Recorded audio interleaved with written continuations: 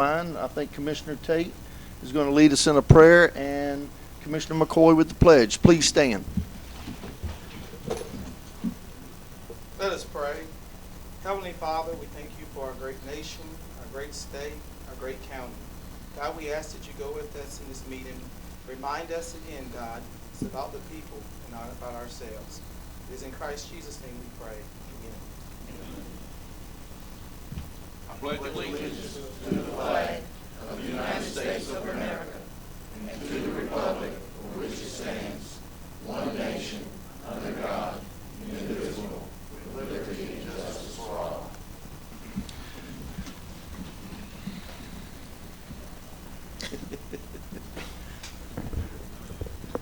You'll notice we're kind of short-handed up here today. We have a county manager, finance director, and one of our county commissioners that are out and about beating the bushes today, I guess is the best way to put it. They are actually out of town trying to bring a little industry to our county.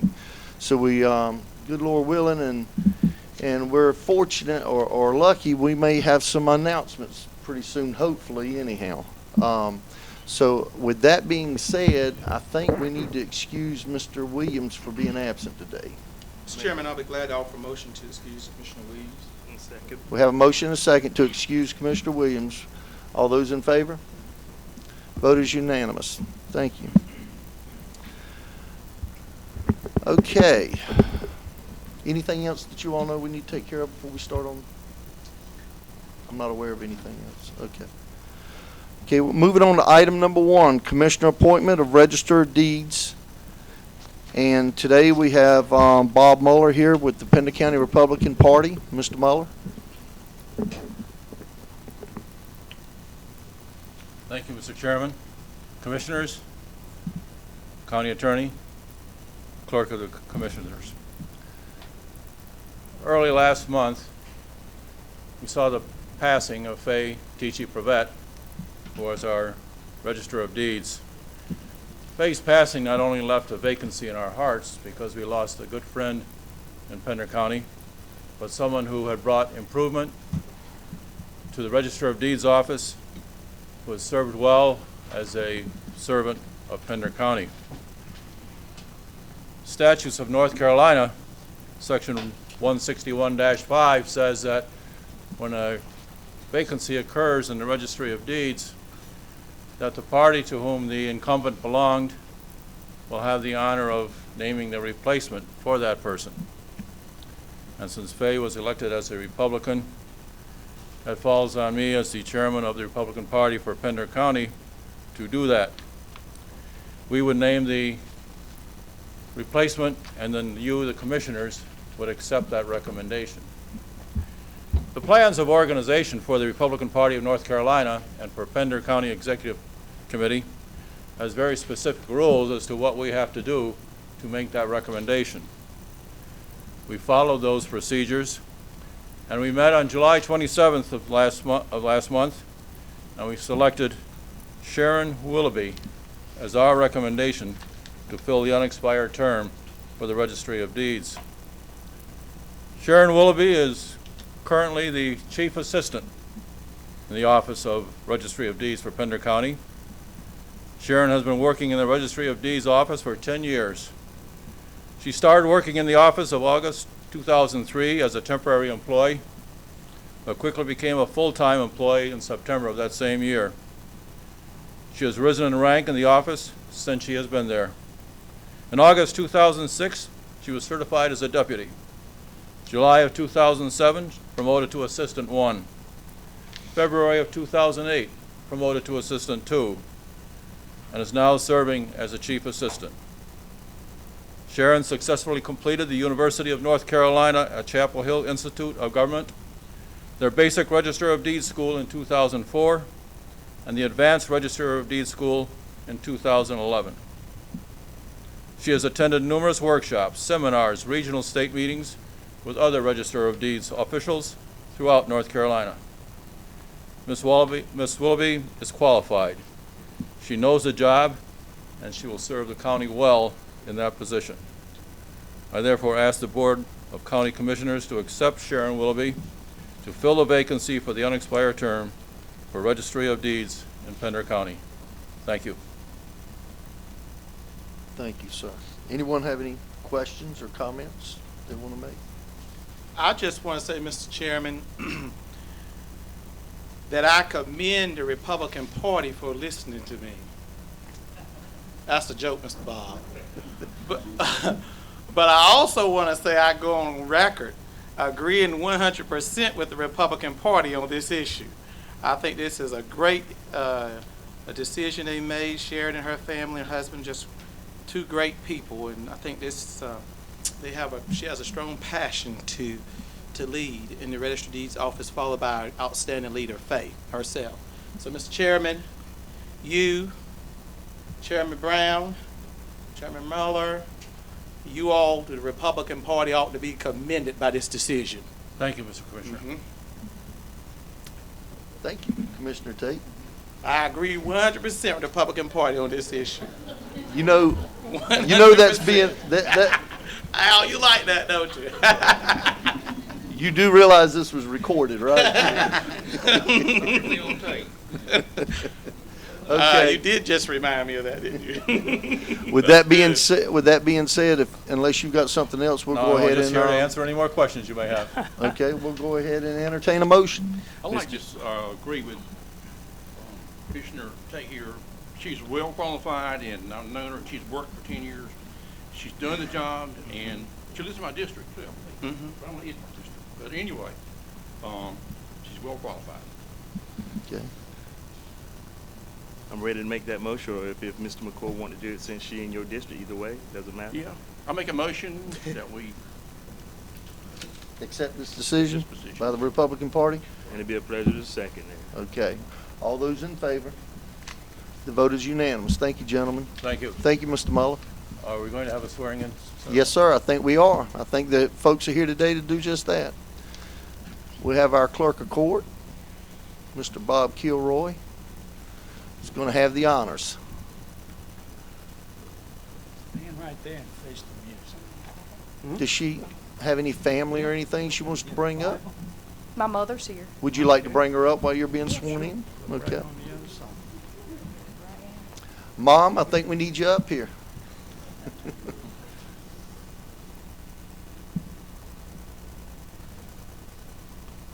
You want to come up, Bob? Get on the other side. Sure, we'll put them in the back. You bring anyone up here you want to have up here with you. Hazel.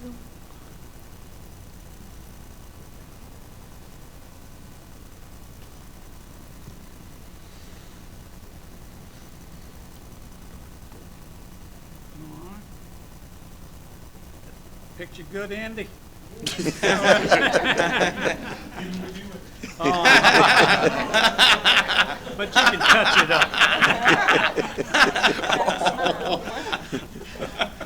All right, Sharon, if you raise your right hand, put your left hand on the Bible, and repeat after me. I state your name. I, Sharon Lear Willoughby, Do solemnly and sincerely swear do solemnly and sincerely swear that I will support the Constitution that I will support the Constitution of the United States, of the United States. that I will be faithful I will be faithful and bear true allegiance and bear true allegiance to the state of North Carolina to the state of North Carolina and to the constitutional powers and to the constitutional powers and authorities and authorities which are which are or may be established or may be established for the government thereof. for the government thereof. And And I will endeavor to support, I will endeavor to support, maintain, and defend maintain, and defend the Constitution of said state, the Constitution of said state, not inconsistent not inconsistent with the Constitution of the United States, the Constitution of the United States, to the best of my knowledge and ability, to the best of my Go. to the best of my knowledge and ability, so help me God. so help me God. And And I do solemnly swear I do solemnly swear that I will faithfully and truly, that I will faithfully and truly, according to the best of my skill according to the best of my skill and ability, and ability, execute the duties of the office of the office of Register of Deeds of Register of Deeds for the County of Pender, for the County of Pender, in all things according to the law, in all things according to the law, so help me God. so help me God. Congratulations, Madam Registrar.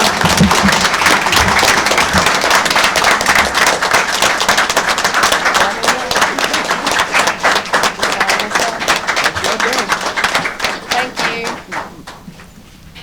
You know, it's customary to make a speech when you've won an election.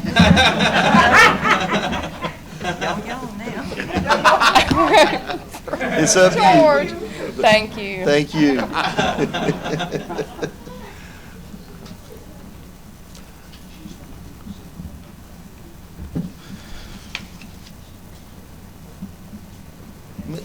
Mr. Kilroy, what part of North Carolina are you from? Hampstead. Hampstead, okay. I think I detected that dialect there. Well, I appreciate you coming out here and taking care of that for us. Okay, we're going to move on to public information. Has anyone signed up to speak? Oh, no, I'm sorry. We'll go on to item number 2 under public information. Pamela Bostic, Executive Director, Southeastern Economic Development. She's going to give us an update on specific benefits Pender County receives as a member of the Southeastern Economic Development Commission. Ms. Bostic, nice to see you. Good to see you. Good afternoon, and thank you for the opportunity to be here with you today. I appreciate the invitation.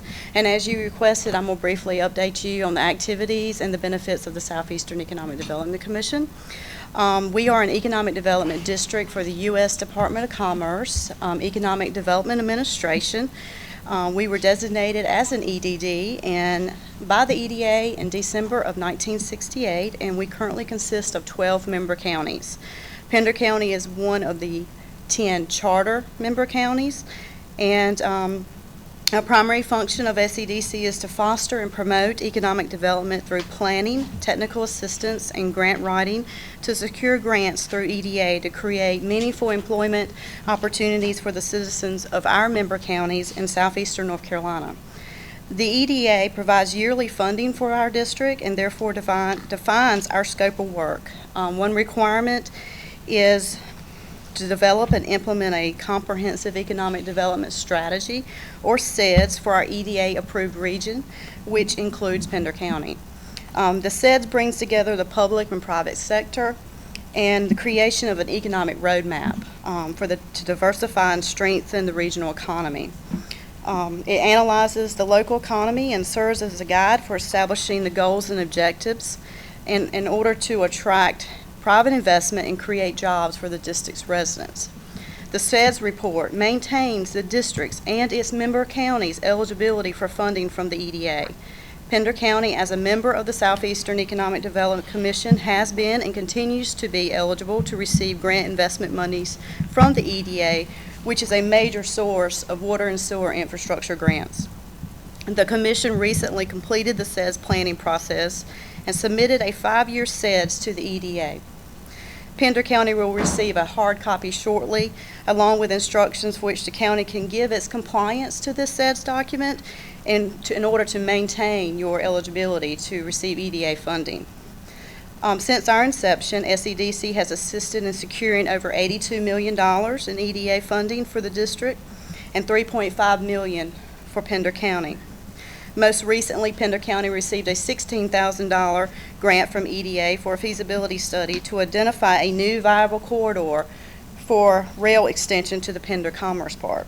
It is also my understanding that the county will be seeking additional funding from EDA for infrastructure within the park for a potential new industry. Another important element of our scope of work and the benefit to our member counties is the technical assistance that we provide during grant writing, as well as post-award, in order for you guys to solicit funding from EDA. The next quarterly grant deadline for EDA Public Works and Economic Adjustment Assistance Programs is September 13th. Projects that will create jobs, advance the region's economic development goals outlined in the district CEDS, and have matching funds available to meet EDA requirements are eligible to apply. I'm more than happy to work with you directly or someone designated by the county to discuss project concepts and assist in the application process. Please feel free to contact me to discuss potential applications for this quarter or future quarters.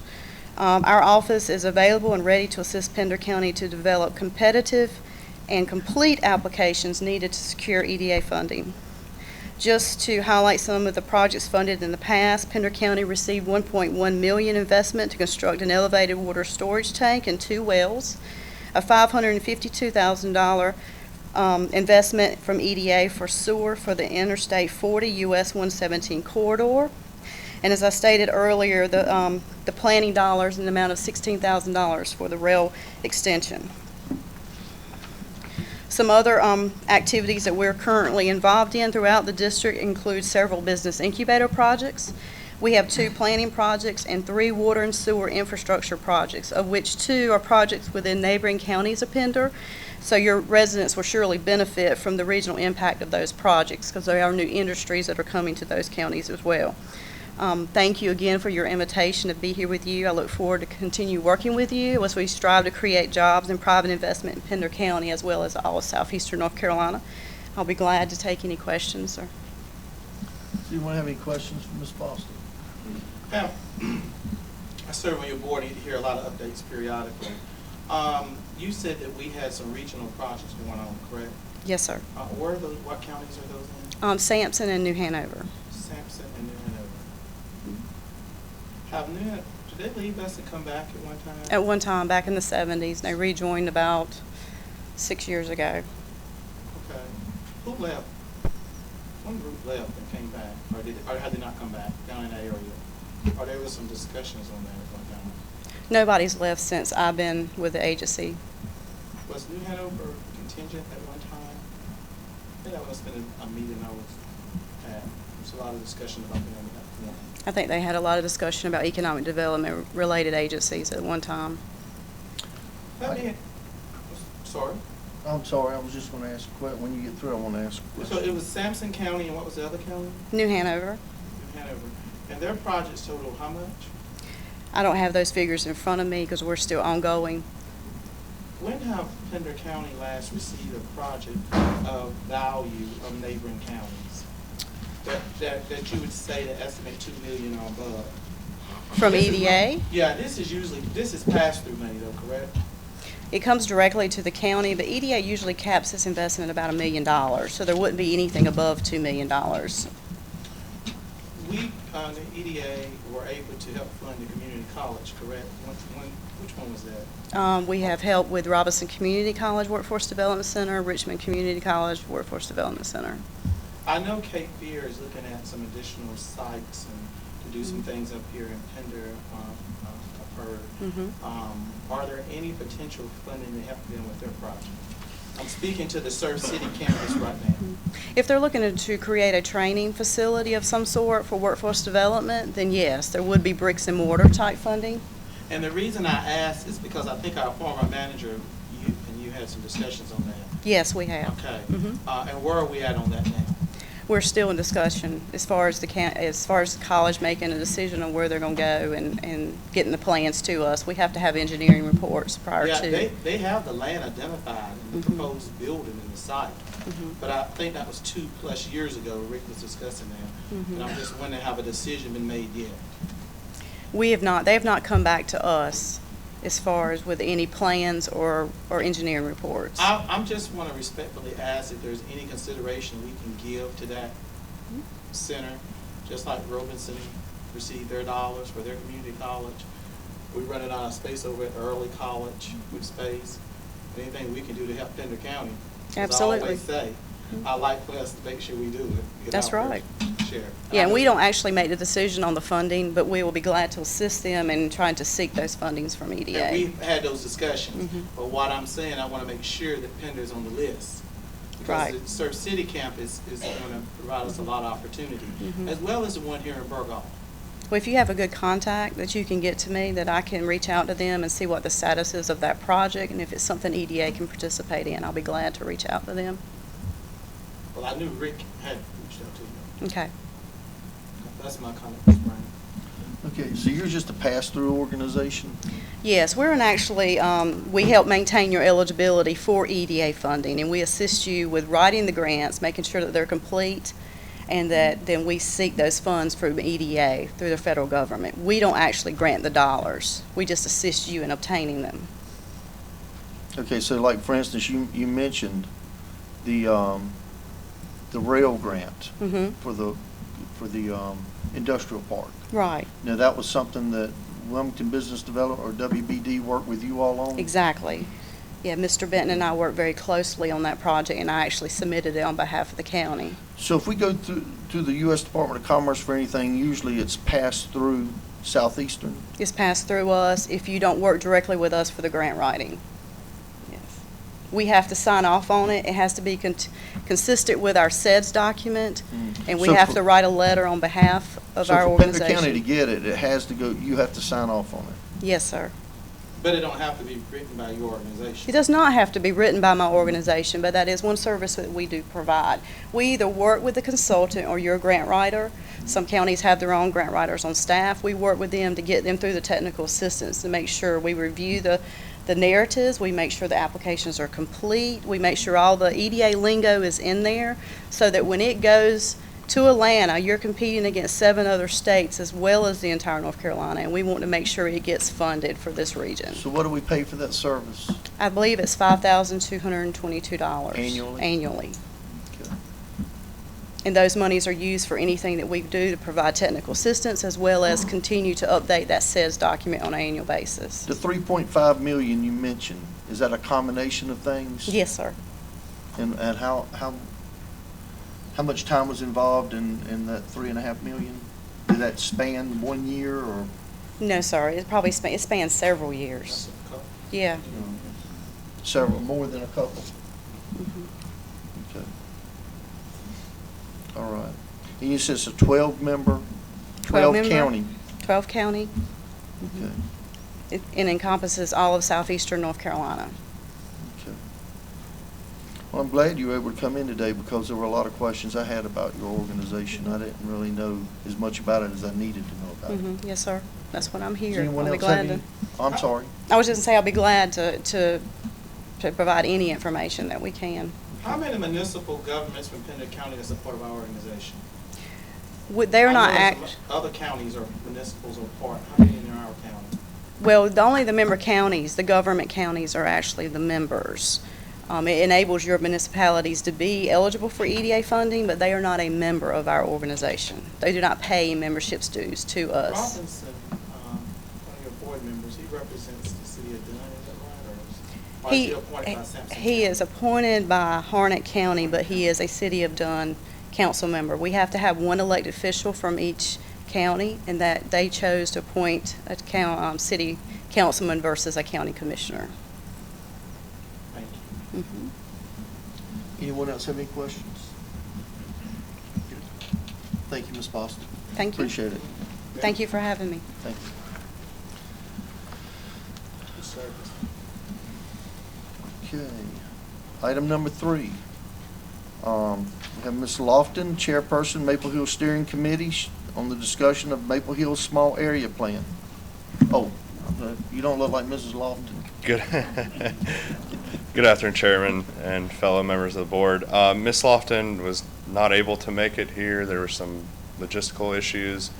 I was just going to let you know if there was some further information that she wanted to share with the board, that she'll schedule it through the manager's office. So we're That's just gonna- it. Yep. Okay, so there's nothing here we need to do then? No, sir. Appreciate you coming up and sharing that with us. Thank you, Chairman. Let me All get right. this right. The item put on the agenda, is she the one that called, so she's chairing this committee? That's correct. She was appointed by her fellow committee members. And nobody else from the Maple Hill community is here today to speak on that organization? They're here, yeah. Is Miss Moore is here. Yeah, we are. Ms. Lofton was not aware that she had called several times, and she had not been informed that she was going to be placed on. She told she had to go through another step in order to be on the agenda, and she has tried several times, and so that's why she was not prepared and not on the question. Yeah, that sounds surprising to me. Nobody from there would be here today because I knew that they would. They called Friday. They tell her no information. She was told that she had to go through. You know, we've seen the agenda days ago, and that was on the agenda. I don't know how there would have been that kind of miscommunication. That was our concern as well, because she did not know, and we But did it- call her, and she's been bringing up, we've been constantly talking about this. But she was told that she would not be placed on the agenda. She was not told that. I talked to her myself Okay. Then several because there- weeks ago. Because there is some type of discrepancy, we would, if there is any additional concerns, which I'm sure they are, then we would be contacting the appropriate source in order to be back on the agenda if that is correct.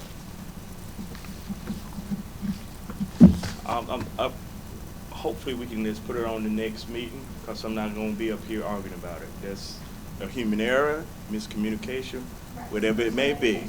We can handle that, because we are adults. Let's try to put them on the next agenda. That's simple as that.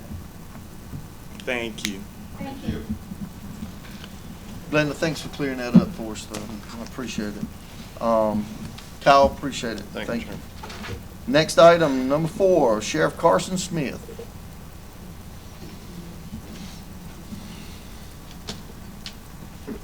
Get my glasses out just in case I need it. Mr. Chairman, Commissioners, thank you for letting me be here. I just wanted to, we've done a lot of things. The citizens can do a lot more things on the website now, the Sheriff's Office website, than they could before. I'll let you do it. So I want to really come here and show you, and especially do it in a public forum, so hopefully we can get the word out and let folks know what we're talking about. Number one, it's sort of the look of it's been redone, but sort of it's been done in-house too. We're glad to be able to have done that. Just real quick, and not spend a lot of your time, but we can go to, I guess, history. It really tells you history of the sheriff of North Carolina, and gives you a history of all the sheriffs in this county. Under divisions, we've really broke it down into the divisions we have, and you can sort of go there and see a message from each of the division commanders and sort of see what they do in their division, and it's also a way to contact them. For instance, the jail's up there, and the jail's in a different building than we are, so they definitely have different addresses and phone numbers, and it's got Captain Jones's email address up there too, I'm sure. We can find that pretty easy. After divisions, web services. This is really the thing where hopefully the folks in the county will be able to use. A couple of these things we've been doing for a while. Some of them we've just started, and we may be adding to them soon. The first one up there is handgun purchase permits. You can do those. You can apply for those online now. If you're a county resident, you can go to the website here, apply for that online, and without having to come in and do it. Now, to pick it up, you have to come in yourself and sort of give us your ID so we know it's actually you picking it up. So we don't just we don't take them on the web and then stick them in an envelope and send them out to them. But it does knock down one trip that they have to make, and it's a pretty big county. Sometimes a trip to Burgaw, the sheriff's office, is a lengthy little trip sometimes. The concealed weapons permits, that's not live yet, right? Okay. I didn't know if it had a page or not. You're going to. Hopefully, within the next month or two, we're going to be up with the concealed carry permit application process online. You can go on there now and print it off, so you'll have it and you can fill it out, but you still have to bring it. Once we get the concealed carry permit process on, you'll be able to completely apply for it online. Now, you're still going to have to come to the sheriff's office. We'll still have to fingerprint you, take your money, and do the things we have to do. But again, it's one trip versus 2 or sometimes more than one trip. That one is not ready yet, but the purchase permit is up. The state has just changed the law. They just we're looking into it. The purchase permits normally are $5. There's a law that they changed. They actually made it. It used to be where the permit was $5. Well, it was a little confusing to some of the counties. We didn't know if you apply. And 94% of the folks that apply get the permit, but there's a couple that sort of try to sneak in that really are not supposed to have a permit. But if you apply now, that $5 comes in and you don't get it back. Before, it was only $5 if the actual if the actual permit was granted and given to you. Jail commissary. This is a way we hope to free up some time with the jail staff. Jail commissary, if you click on that from our site, it'll send you here. You can actually, instead of having to bring money down, if the inmates have a small fund that they keep up with, that they can buy certain things throughout the week. And normally, well, it used to be it had to be done by a jail officer. Now you can come down to the jail. There's a little kiosk to do it in. But this is a way if the folks at home happen to know somebody in jail or got a loved one in jail, they can give them just a little bit of money to get them some odds and ends, and normally most times some snacks, and maybe sometimes some toiletries, some extra toiletries that they might want. Also in web services, this is something, again, that we've written in-house. You can go on here now and check the inmate list. You can actually see who's in jail. This will save, hopefully, a lot of time from our front desk jail staff people who answer the phone many times a day. And, of course, it's public record if someone's in jail or not. But rather than them having to look it up, you'll be able to go to our website and look at a extremely current, probably to within seconds, I guess, a real-time jail inmate list. It'll basically, most of the time, it should give you the picture, the name, the address, the charges, the bond, anything you would sort of need if you needed to know if somebody was in jail, what they're in for, and maybe how much it was going to take to get them out. How long does it take, Sheriff, pardon me, Mr. Chairman, are we informed to ask questions? I'm fine. Pardon? Yes, sir. How long does it take for the real time for an inmate to get their dollars on that system that you have? The vending service system that you have? When you mention that the inmates can use the It will dollars in their account. immediately go into their fund. Now, they just can't 3 in the morning pick up the phone and start ordering things. There's a weekly process if they want to order something from the canteen that they can fill out a thing. If they've got the funds for it, order on a certain day, a couple of days later, it will be delivered to them. The funds are there as soon as a person puts it either in the kiosk at the jail, or if they're to do it online, the funds are immediately available to the inmates. It sounds like their system works more as fast as our tax paying system. I don't know. So if I have a relative in jail, I can send money to them through this system. That's correct. Can I pay you to keep them longer? You can talk to the magistrate about that. They can probably up the bonds about the way we can do that. And then the last thing under web services, again, is the crime map. We've been doing this for a while. A lot of folks, I don't think, know about it, and we're zoomed way out now. He's trying to do it with a mouse on his leg right now, I think. Actually, this company, anywhere that they do crime reports, and most of it you can see is in North Carolina, you can see it anywhere on the map. But what you do is click. You want to just go back to the main page and click to it. Well, his mouse has quit working. Basically, this is what it does. It pulls up. It's not 100% perfect because it just gets it out of a computer. So you can't. It's not going to be, if you want to look up a specific thing and say this happened here and when, then. But for the most part, it gives you a very good idea. If you want to look at a certain part of the county, you can put in your certain dates and times in it. Is it your mouse messed up? That's weird. Well, look at that. I've never seen it do that before. All right, let's try it.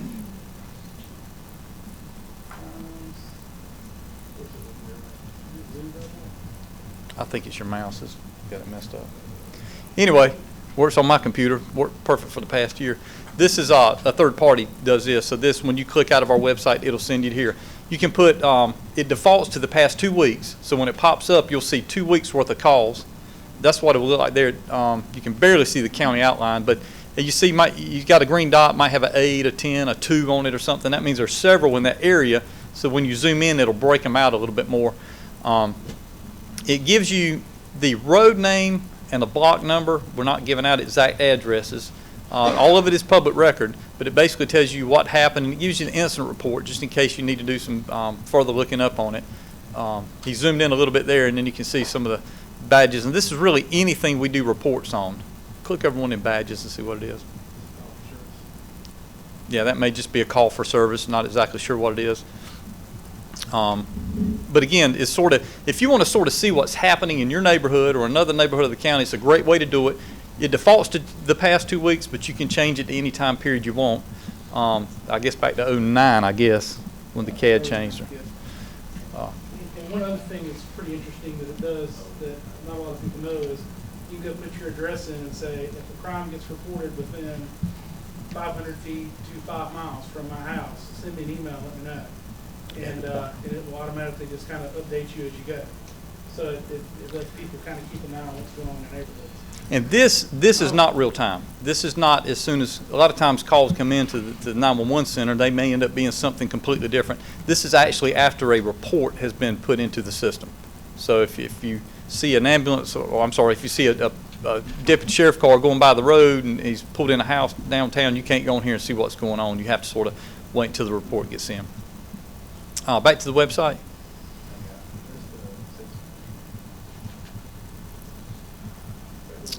Again, just real quick, news, events, we're going to have stuff in there like that. The information, we've got the links page.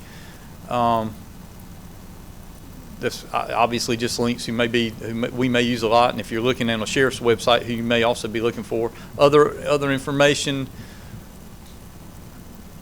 under the information. Mouse working good. Safety tips, you don't have to go there. Employment, the employment tab will send you to the county's website where you folks can really apply for anything they want to with the county, but it will tell you if there's any current openings in the sheriff's department. And what else under information? Oh, and any sheriff's auctions. We've just put that up. Don't have one on there yet, but I think we're actually planning one. And most of those are auctions, civil type auctions. Not equipment the sheriff's department has, but things that we've had to take from folks and sell it to pay off judgments that folks have got on them. Contact information, you can send us an email.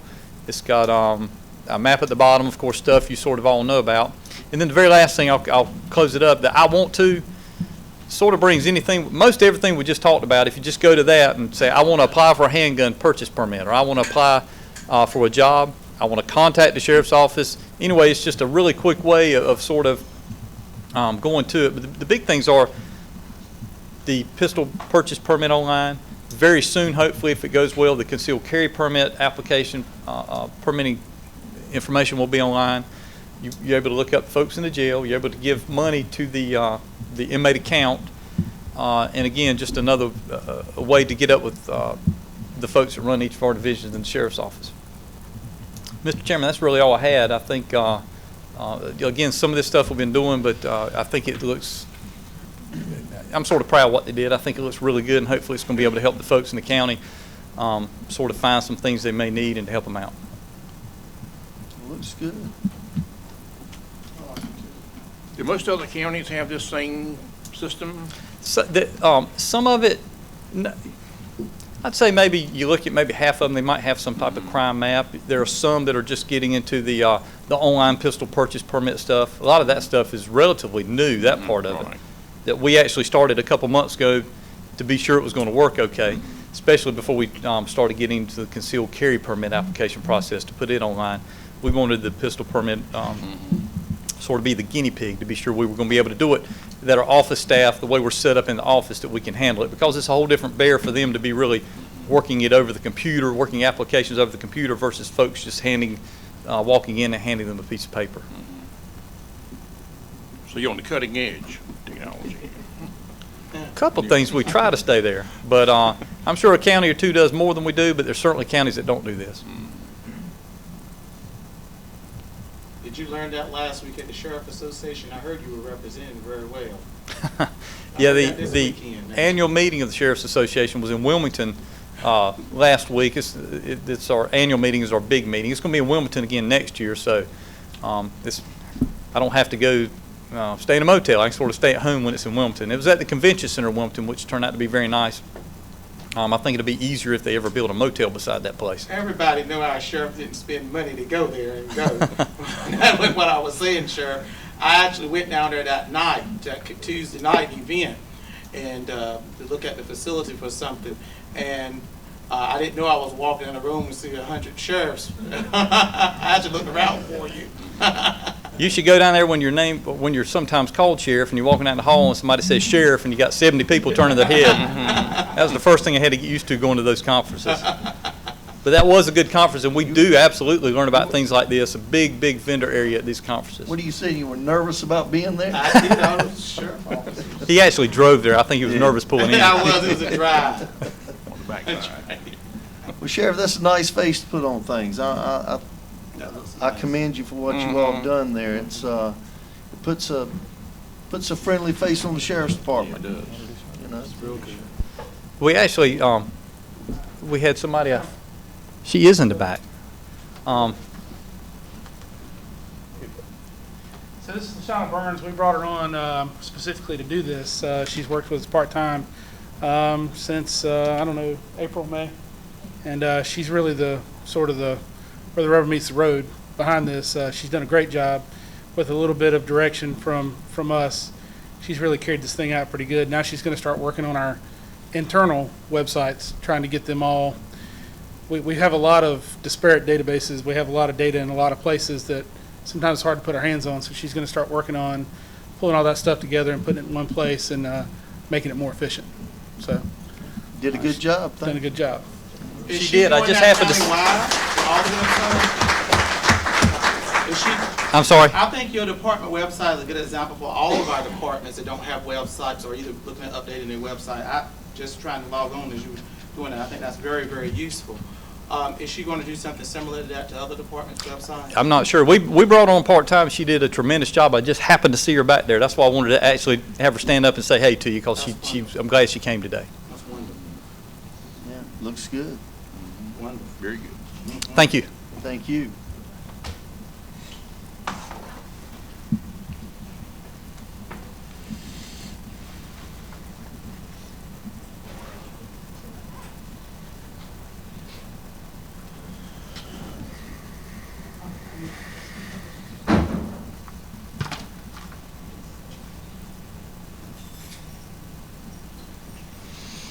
Okay, moving on to item number 5.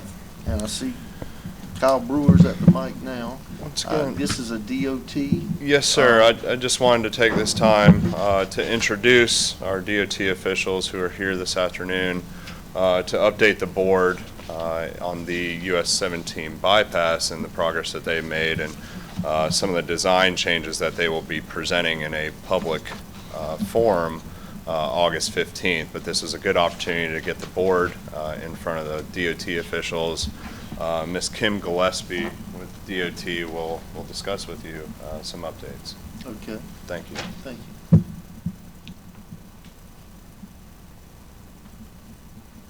Thank you for allowing me to come and talk to y'all today. I had some people I wanted to introduce who are also working on the project.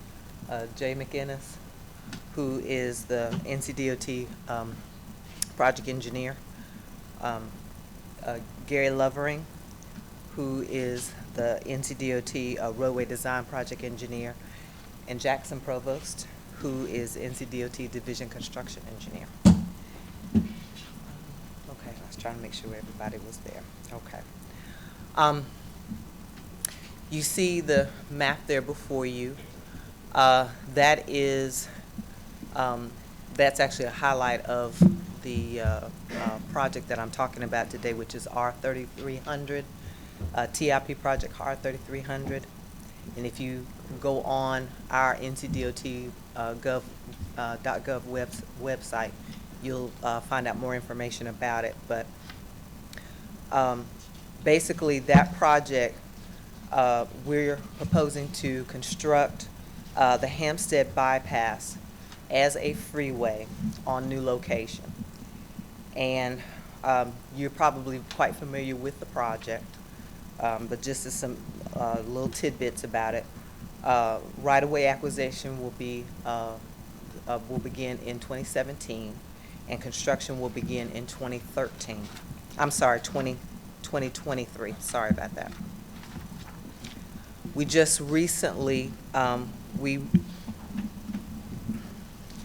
the draft environmental impact statement was signed 2 years ago. And we also had, and in fact, I'm sorry, I started. Could you?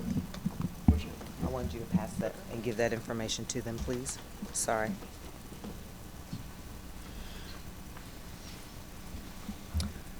That's the information that he's handing out to you as a handout, so will be shown at the workshop that he was referring to.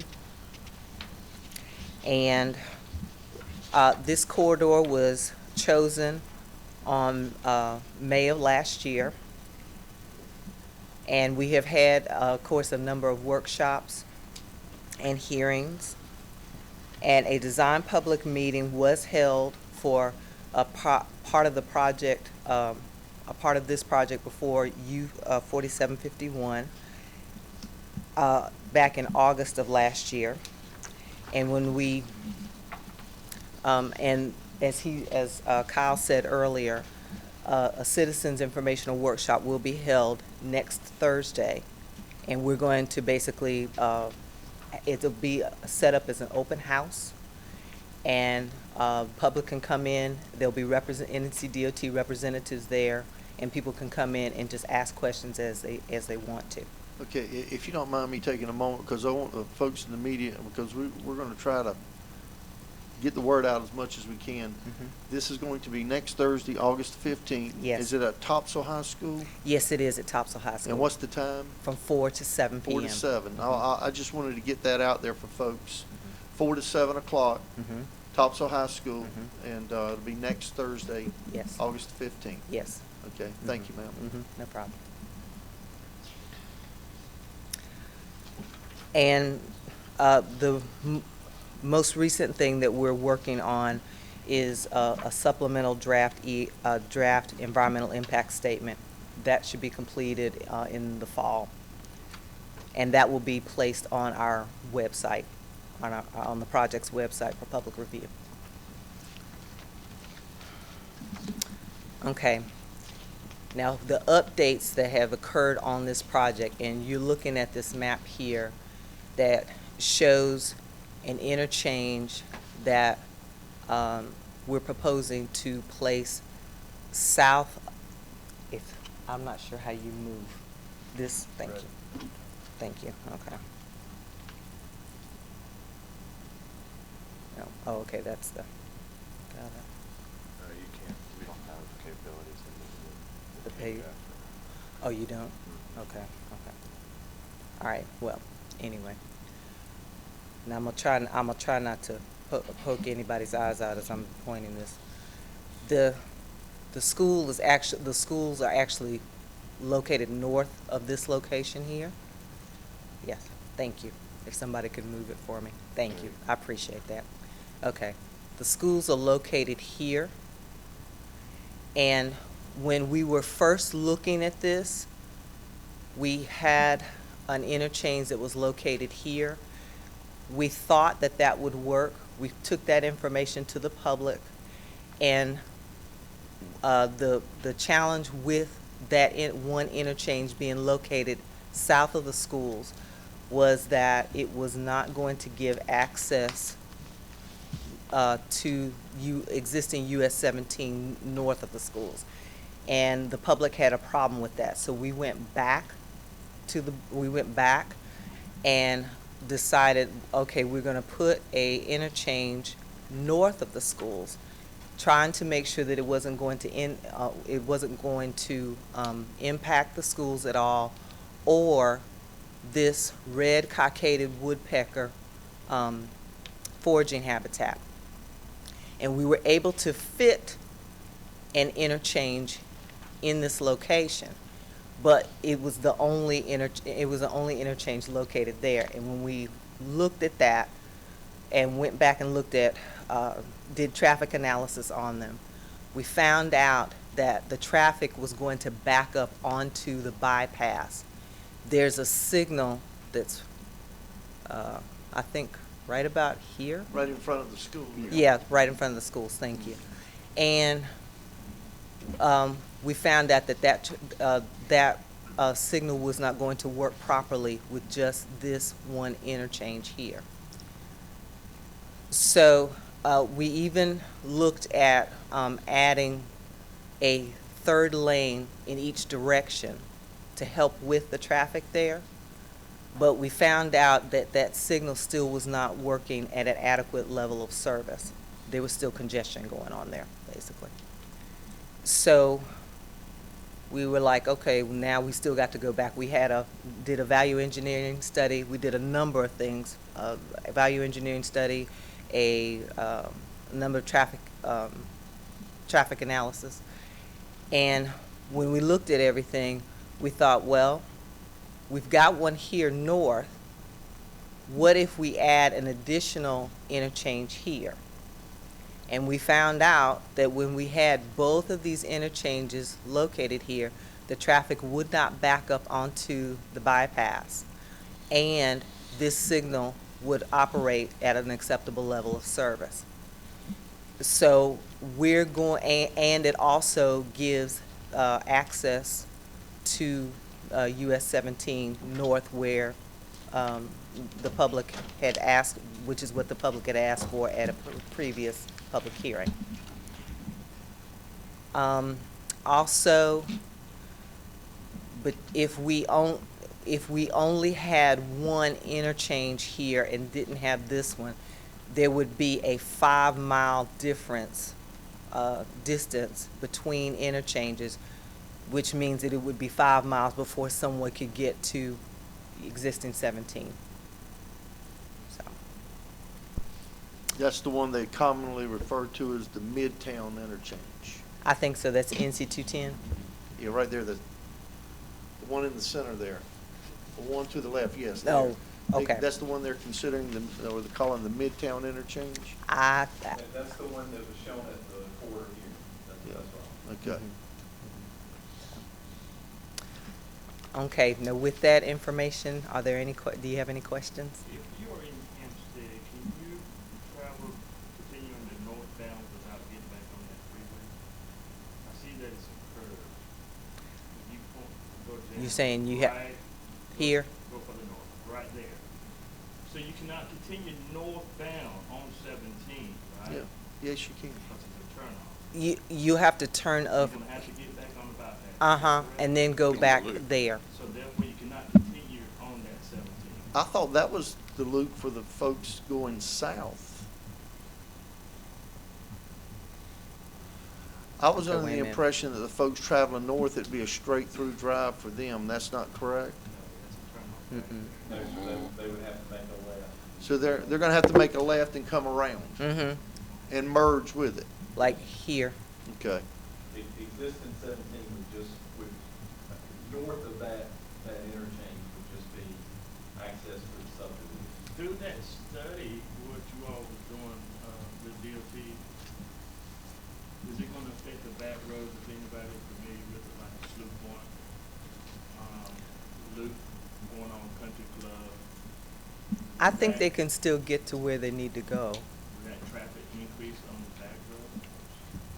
Or will you have a lot of traffic going into the neighborhood that I would expect that you would. I'm about to say, I don't think so. It would be fairly easy access. Mr. McGinnis, is that? Yes. Do you want to come up to the podium so you can speak, if you'd like to? Yes, I'm sorry about that. No, that's okay. It's just that way you can talk in the microphone. Yeah, I can hear you out there, but for the folks at home, they may want to hear what you got to say. I'm sorry for butting in. That's all right. No, we appreciate it. I don't think it would result in much of an increase in traffic on the back roads because of, if you look, it's not really that much of a difference from what's there now. You know, with where that new interchange is right there north of the school, so it would provide pretty easy access for people, I would think. So, if I'm looking at this correctly, if you want to continue north, you're going to have to make a left-hand turn there. Yes. Yes. And curve around and then merge back with 17. Yes. Yes. Okay. And if you're traveling southward towards Wilmington from Jacksonville, and you want to take the business through Hampstead, you would actually do basically the same thing. You would come around, loop around, and then come down and make a right-hand turn on the 17th. And of course, it would depend on where you were going on 17, on existing 17. If you know, probably if you were going, you know, on off the page there, you would probably go to that second interchange. Yeah, I feel like the most of the folks that are going to use that one will probably be the schools, and some of the folks that live in that immediate area would probably use that interchange over going to the Midtown interchange. That's what, Yeah. yes. This is a shopping center there too. I mean, right there, that comes out. I don't know the area. How will it impact the school? Well, what we're hoping is that it's going to help get the folks through that intersection there at the schools, because it's a whole complex. There's 3 of them. There's 3 schools there, and what we think is going to happen is with both of those interchanges, it's going to better manage the traffic through there. And so that, like, if there's an incident there, or if there are any school events that might increase the traffic there, it could still handle getting the traffic either on existing 17 or on the bypass. That's great. That's always been a concern of mine. The school, especially those 3 properties right there, and that one traffic intersection there, so those folks in bags. I've always been concerned about the safety of those students there. I think that bypass is going to take a lot of traffic off of that highway anyhow, which is going to eliminate or take a lot of the risk out of it for the schools. So that will give you only local traffic to that area. Well, I know you've been fighting for that, and Commissioner Williams, if he was here today, that's been a real top priority of yours, Chairman Brown, and both Commissioner Williams. And it certainly needs to help with that traffic over there. I've always been concerned about that on Highway 17. Yeah, it seems like Mr. McGinnis was at the last meeting I was at with DOT. Yeah, I recognize him, so yeah. We appreciate all that you folks are putting into this. Thank you. This is going to be great for Hampstead. I hope so. You got a lot of folks that would love to see this happen in the next month or 2. I mean, you know, it's much needed. So you'll start buying property next year? In 2017. Okay. Of course, that's based. That's the schedule now. Of course, the funding formula has changed this year, and so this, along with a lot of other projects, they'll be reprioritizing the projects. Hopefully, it'll stay where it is. Well, hopefully we won't lose any ground on it. I hope not to. If anything, I'd like to see it moved up just a little bit. I think in the long term, it'll probably help us the way that new system is. Is any of that wetland? How much is that wetland? Is any wetland? I'm sure some of this on the other end is pretty much wetlands, isn't it? Well, I know there's some. Yeah. I mean, forgive me, we are at the beach. No, that's a big, you know. There'll be a little mitigation going on, I'm sure. Anyone have any other questions for the DOT folks? No, we appreciate it. Thank you. Thank you. Let you get out of here so you can hit that 5 o'clock traffic going back to Raleigh.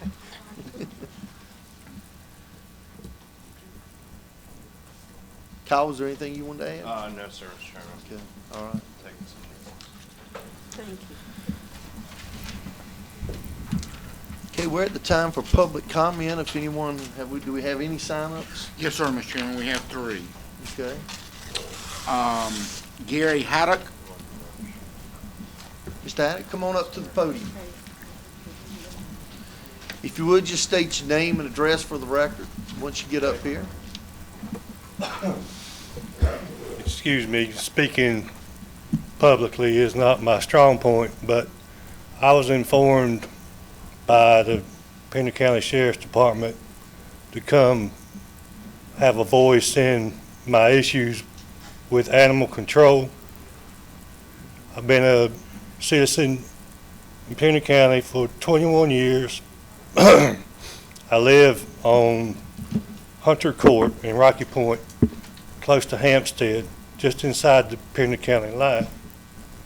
I would like to commend the animal control for what they've done in the past year, cleaning up the neighborhood, but that is from a result of me taking control of informing them on what's going on in the neighborhood, which has not left me the most popular guy in the neighborhood, but someone had to do it. So my latest issue with animal control is dogs barking all night. And there is no law that says that's against the law. But if I'm showing disrespect to my neighbors, making noise, they'll come write me a citation. And I don't think it's fair for an owner of a dog or animal that's going to bark all night long when I have to get up 4:30, 5 o'clock in the morning to go to work. I just think that something should be done on behalf of that particular issue. You have an issue with one particular neighbor, or is it Numerous several? neighbors. What are they, like hunters or something, live in the area that have hunting dogs? No, sir, they're just an individual. One neighbor across the road's got 3 or 4 dogs.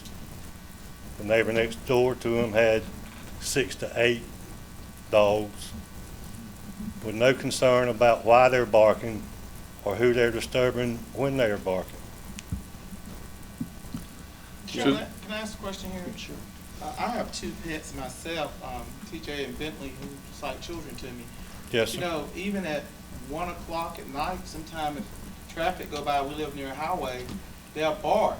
Yes, sir. And why do you suggest that you put a muzzle on their mouth out at 1 o'clock in the morning or something?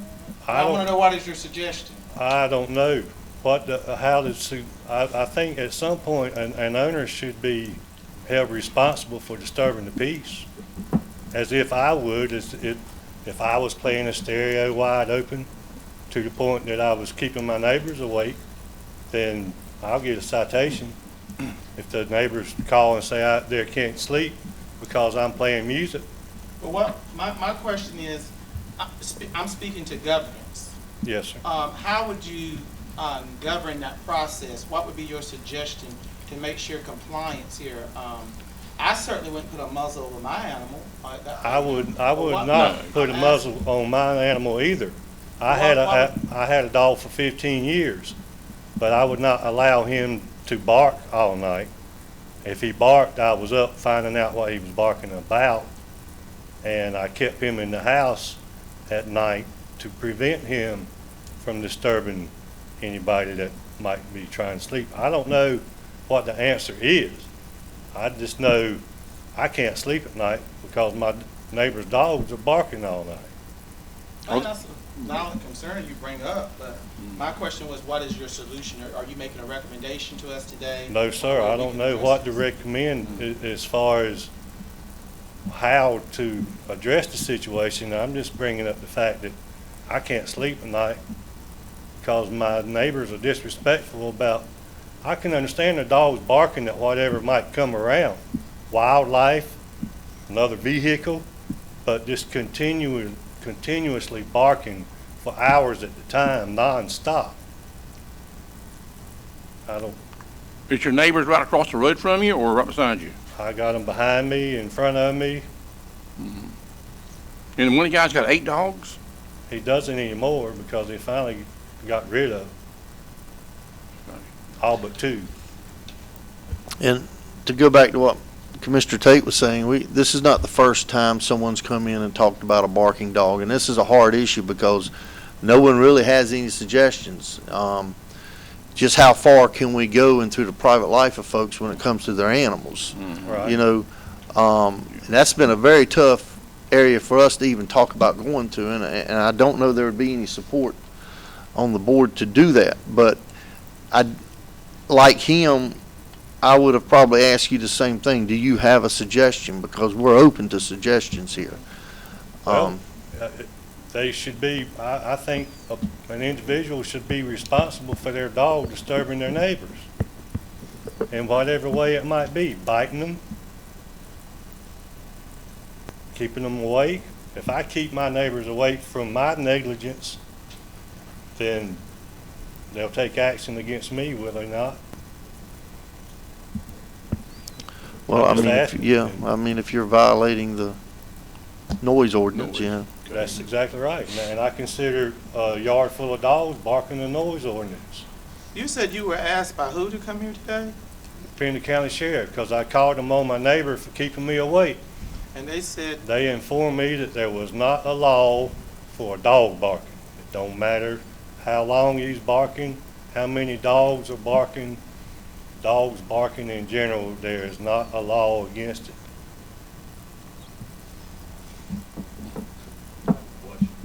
Is there a home association in York? No, sir. There was previously before I moved in there, and it's a private community. So I was just bringing it up.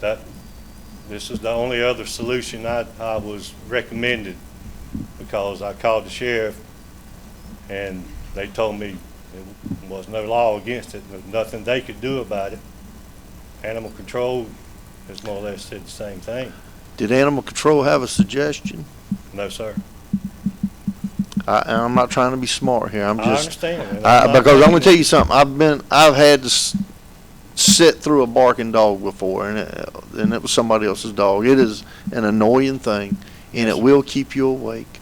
So I do sympathize with the issue. Right. Well, what we're going to struggle with is just how far can commissioners go when it comes to folks and their animals. I love dogs just as much as anybody. When I had a dog for 15 years out of the 20 years I've lived in this neighborhood. But when it come time for the inevitable, put them to sleep, I decided I didn't want a dog anymore because I didn't have a fence to contain them in. I didn't want to be responsible for them getting loose, jumping other neighbors' dogs, because my dog was very aggressive against other animals, not people per se, but I chose at that point to not have a dog anymore. And I think this kind of falls back into the area where Commissioner Ward was just talking about, the homeowners associations. Right. You know, there are advantages to living in areas, I guess, where you have those things. A lot of people move out into the country not to be in a homeowners association. Exactly. Some folks prefer to live in a place where they have a homeowners association that they can kind of control things a little bit more. It's folks with property in rural areas, it's difficult for the county to take any kind of step for us to try to control that setting, whereas with homeowners associations, they have the ability to do that. I don't have an answer for you today. The only thing I can tell you is as a group, we'll talk about what we can do in the future. Because this is not the first time this subject has come up, but it's something we can at least talk about amongst ourselves and see if someone maybe one day will have a solution or some advice that they can give us along that line. Yeah. We just have to be very careful how we approach something like I that. understand. When the animal control was at my house on another issue about dogs running loose in general, which just so happened was pooping in my front yard, 7 of them at the time. And he said he had to go to Surf City to take care of a dog that was barking in broad daylight, which I understand that's a city ordinance there, was my understanding through animal control. And I just was here addressing the situation, whether I don't know how to recommend to take care of it, because just like this gentleman said, that people love their dogs, and I understand that. But if I'm disturbing the peace, somebody decides they don't like it, the law is going to take action on me about it. And I think the owner should be responsible for his dog's actions. Well, I think that you kind of hit the nail on the head there. It'd be nice if everybody would be responsible enough to where they would be respectful to their neighbors and try to guard against something like that. Okay. I'm sure. If I had a dog that did that all night, I'd either have to put a muzzle on him or get rid of him. I'm not going to keep one like that. But inside. yeah, keep him somewhere where he's not going to be antagonized by something forcing him to bark. But That's what I did with my dog at night. He slept inside in the washroom. Yeah. So he wouldn't be disturbing anybody that had to sleep. But anyhow, I just wanted to thank you for your time and at least hearing me. Thank you. I don't know the fix, but, Well, it's something we've heard before. okay. But Thank you anyhow, we very much. appreciate your time. Thank you for coming in here today. Who else do we have on here? Lori Fisher. Okay. Ms. Fisher? Sure, I guess so.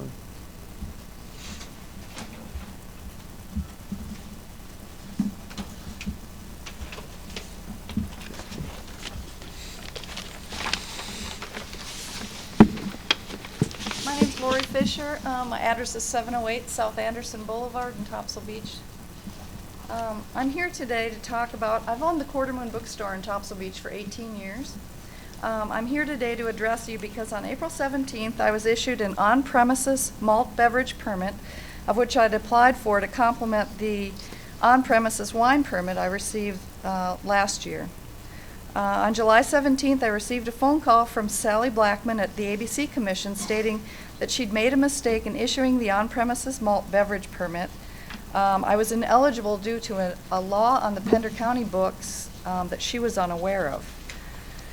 The law designates that only restaurants, motels, hotels, and establishments with a full ABC permit are allowed to have an on-premises malt beverage permit.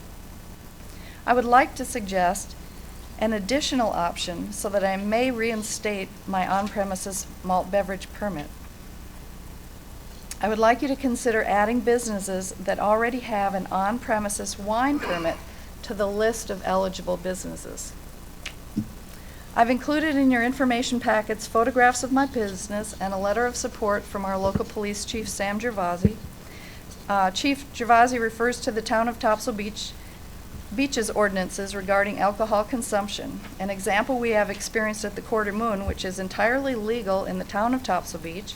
A woman staying at the house next door of our store carried over one evening her own can of beer, sat down on our patio, and listened to the live music. It's very frustrating that I'm able to sell the beer to someone, but they are not able to consume it on my property. Yet the woman next door or across the street, wherever in the town, can bring their own and sit there. So it's kind of confusing.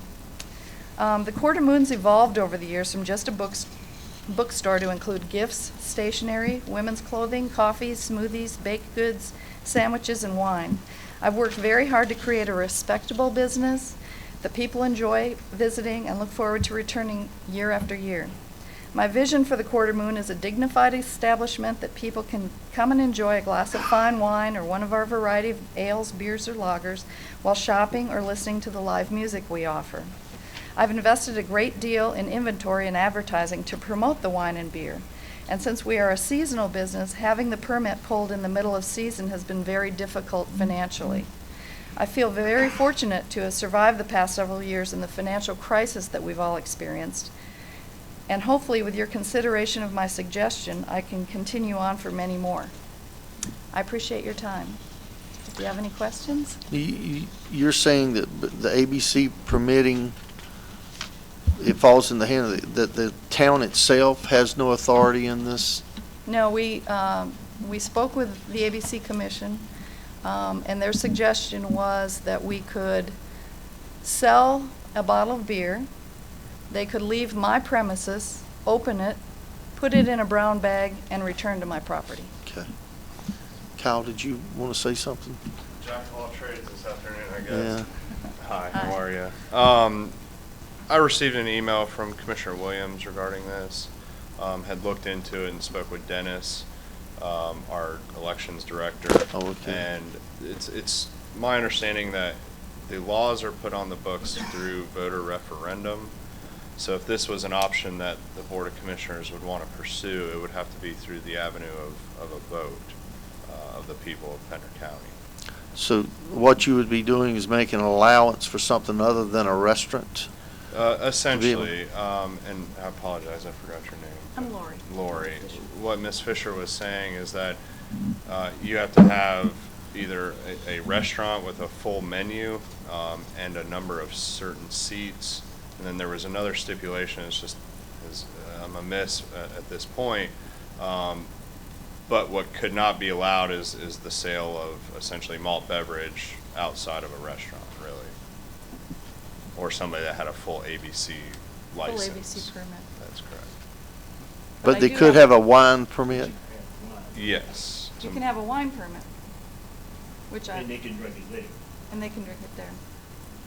Which, again, is another confusing factor since generally wine has a higher percentage of alcohol than beer does. And just for your information, that was voted on in, I believe, 1963. 1963. So it's been something that's been on the books for a long time. So your place of business is known as what? Is it a winery or? Retail establishment. Retail establishment. So if we did any changes or modifying to that, Mr. Brewer, that means that a person at a convenience store can buy a malt beverage and open it up. Would that be correct, or would that be something different? I don't really know. I'm not sure. Well, but they'd have to have, what I'm suggesting is that if you have a on-premises wine permit, and you still have to go through a lot to get that permit, so it's not something that they just hand out. So that's why I said if you added to the list of eligible businesses Like winery. a wine Word. permit, Okay. Gotcha. then it would still limit, you know. Okay. I got So you. that's what I was hoping we'd So if you serve food, you could do that. I mean, if you serve, Well, we serve sandwiches. But what Ms. Blackman from the ALE or ABC Commission was telling me is that you have to have a full menu plus like 37 seats. So it's pretty, a fairly decent sized restaurant. And I guess my other point that I wanted to make was we're very respectable. It's not some little beer bar that, we're gonna have a bunch of roughnecks come and hang out. Not to a I bookstore. put pictures in the package to show you, what the store is like. We get a lot of locals that just live nearby or the visitors. And it's just a really relaxing evening. We have acoustic guitarists, that provide our live music. So it's just a really nice, relaxing place. It's not, and again, the chief of police is in full support, and the town has been very supportive. So I was hoping that you might consider, just adding that one more, qualification. Again, just to clarify, we can't just add it.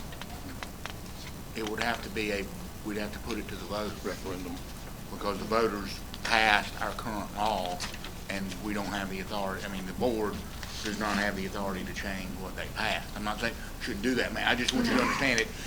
It's not something that, like one of our zoning ordinances, that, Kyle can work up language and we can just come in and present to you for your consideration. It would have to be whether you wanted to, again, take the issue to the voters. To the Pender County voters? Yes. Not just Thompson. That would be a Because county. it's, again, it would be a Pender County regulation. Now, if Topsail Beach wants to endeavor to have their own ABC regulations, there are plenty of places where towns, for instance, serve alcohol in the counties. That's the reason why I asked the themselves question, why Topsail Beach Well, wasn't. I have a representative, so Okay. All thank right. you for your time. Thank you. I'm Greer Fleischauer, 1806 Ocean Boulevard, Topsail Beach, and also a town commissioner for Topsail Beach. I'm here to support Lori in this endeavor. I've watched her business transform and morph. We are a tourism-based business, and what she has going there has really provided kind of a new type of energy for our town. And I know as a board member and as our board, we've been kind of very concerned about trying to maintain our businesses in town. Over the past decade or so, we've lost a lot of our businesses. And so it's always a great thing to see somebody like Lori who's worked hard at trying to figure out how to make a go of it. And she's been successful in doing that. I did a lot of research on exactly who can have elections for the ABC, for on-premises and off-premises. And basically, it boils down to the county can do this. If you look at all the other types of eligible cities, like they have a small city mixed beverage election, well, you have to have at least 300 registered voters, which we do, but you also have to have in the county at least one other city that has had an approved sale of mixed beverages. Well, nobody else in Pender County has actually had an election and has approved beverages, because you all did it through your own referendum. They never had to have one. So that's out. Is this state? This is state law. Well, let me stop, and we'll come back to that. I know Kenansville did this in Duplin County a few years ago with the Country Squire. They extended their town limits out there so the Country Squire could serve alcohol. Or Right, was but there see- another place in Duplin County at the time that had that ability? I don't know. The other thing that, and You remember? depending You know on what when- I'm talking? Depending on when that was done, there used to be an That awful was a lot dry of county more or local less, yeah. bills that would get passed. Right, that's what this that- law has. All kinds of little quirky things. And they tried to, I think, limit some of that. For Right. instance, our former senator did one of those because it raised some eyebrows because it happened to be a client of his law firm at the time that allowed a tennis club to serve alcohol when apparently there weren't any nets on the tennis court. And I think that raised a few issues even in Raleigh, but it got passed. And that is not our current state senator. Let me be very clear about that. Who's a veterinarian, much higher on the scale than lawyer. But anyway, there used to be a lot of very creative bill drafting that went on to allow some of that, and I think they've tried to limit some of that. And the reason I said that, because Kenansville stood out in my mind on this, because I do remember years ago when there was no one in Duplin County. I can't imagine any town in Duplin County that sold that had a permit to sell like you're talking about, and yet the town of Kenansville all of a sudden has that authority to go out beyond their ETJ, take in an area. Right. As part of their extraterritorial jurisdictions, they're out beyond that, and they pluck out that one little area, and all of a sudden now they can serve mixed drinks. Right. Well, I mean, I think they have lots of little, like your county attorney says, there's lots of little quirky things. One was if you had 200 registered voters and the county bordering the Neuse River and Pamlico Sound. Okay, that was one exception of the law. Then I saw this one that says small resort town ABC elections, which I said, okay, now we're here. Well, anyway, it says a town may hold a mixed beverage election if it was incorporated after 1990. Well, unfortunately, we were incorporated in 1963.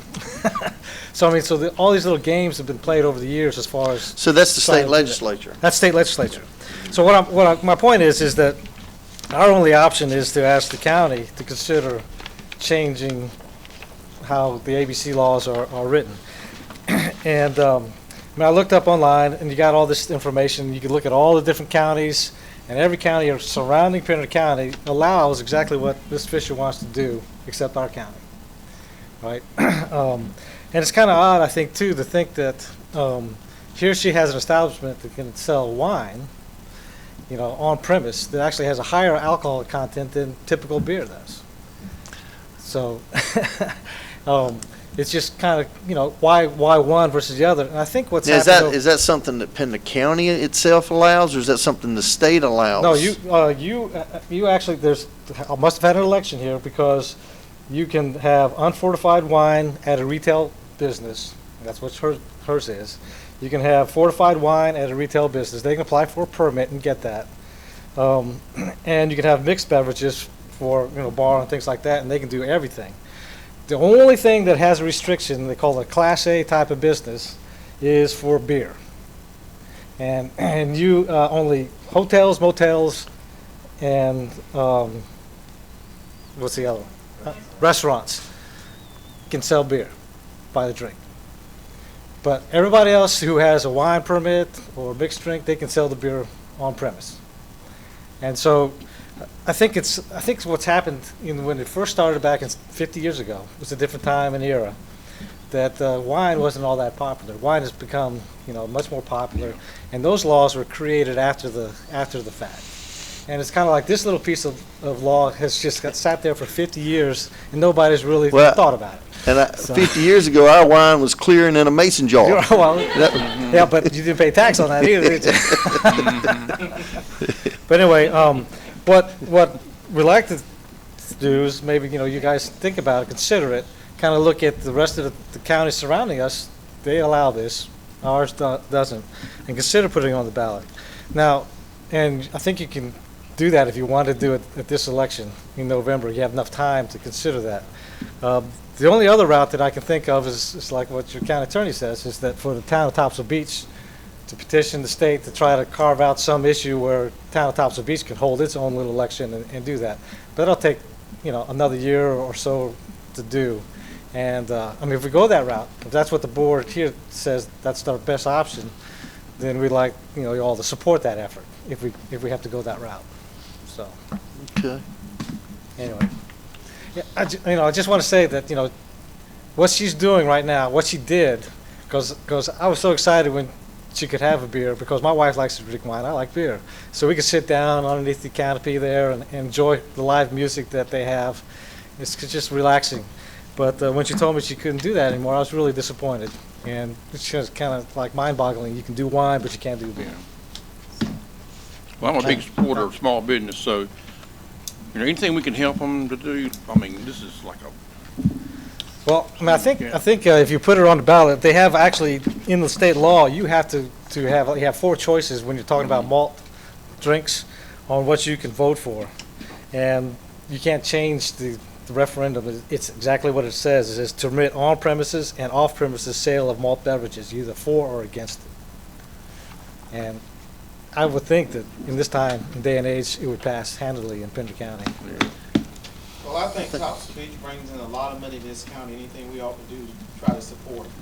Well, let me just suggest we maybe sit down with the ABC board and the county attorney and talk it over. see where we go to from here. Right. Now, you said on our election this year, is that a county or is that? That's the It'll be county a county, election. it'll be a county referendum. It'd have to be a county referendum. Anyway, See, thank you all. appreciate you. Thank you. I think with what you just read, though, it opens you up to more than just the type of little restaurant she's got. Right, And and that's where the fear comes in, And that's where you need to- because that's where you need to discuss it. Mhm. I mean, That's the other reason I'm counties- saying we need to sit down with the ABC board, our county attorney, and look for what kind of language needs to be in something like that. It Right. sounds like we're very limited for that yes or no, though. Right. And once you do that, you've opened up the door for a lot of other things, too. And my only comment about that is let's see how Onslow and other counties handle that issue. That's what we need to do. We So- just need to take a look and Right. see how they allowed it to happen. Right. Okay. Thank you all. Appreciate you folks coming in. We will talk about this. Okay. Thank you. Well, I want to go along like what Commissioner Tate said, that be very supportive of that, since in Topsail Beach does bring a lot of money in our tourism, county, a big big tourist industry. area. So whatever's possible, what we could do, I'm all. in Yeah, support I'm of not that. opposed to it. I'm just No, saying, we yeah. have a process we have to go through here, and we need to make sure our language is right and protect ourselves too, so. Thank you, folks, we appreciate it. You have a third person on there? That was. Oh, I'm sorry. That is the third person. Thank you. Okay. Now we move on to the consent agenda. If everyone's had a chance to look it over, we'll entertain a motion. Mr. Chairman, I'll offer a motion for approval. Second. Have a motion, and a second. All those in favor? Vote is unanimous. Thank you. Moving on to item 14. Man, I thought this was going to be a 2-hour meeting today. But we're going to be out of here. We're not out here yet. No, we're not. Okay, we're gonna, item number 14 is a resolution authorizing renewal of legal advertising contract with the Pender Topsail Post and Voice, and authorizing purchase order for fiscal year 2013, the amount of $13,104. And we've been through this many times before, so we don't need a lot of explanation unless, now, there are some new commissioners. Basically, what we do is we have to do this every year to qualify our newspapers, I guess is the paper of record, so to speak. Anyhow, the Topsail Voice and the Pender Post have now merged into one. Depender Posters, who was, we were contracted with before. So, with that being said, are there any questions? We'll entertain a motion. Offer motion for approval. Second. Motion and a second. All those in favor? Vote is unanimous. All right, item number 15, resolution authorizing approval of a memorandum of understanding for provisions of providing supplementary inspection services for the town of Atkinson. Mr. Brewer, Thank you're you, just a Mr. busy man today, aren't you? Yes, sir. I'd rather it be that way. What you have here this evening, if you'll recall, last year about this time, we entered into an MOU with the town of Atkinson to provide for inspection services, basically on a full-time basis. What they did was came in and paid for their building permit in the county, which covered the cost of the service for us to go do the inspection. Since then, the town of Atkinson has hired a building inspector to provide this service.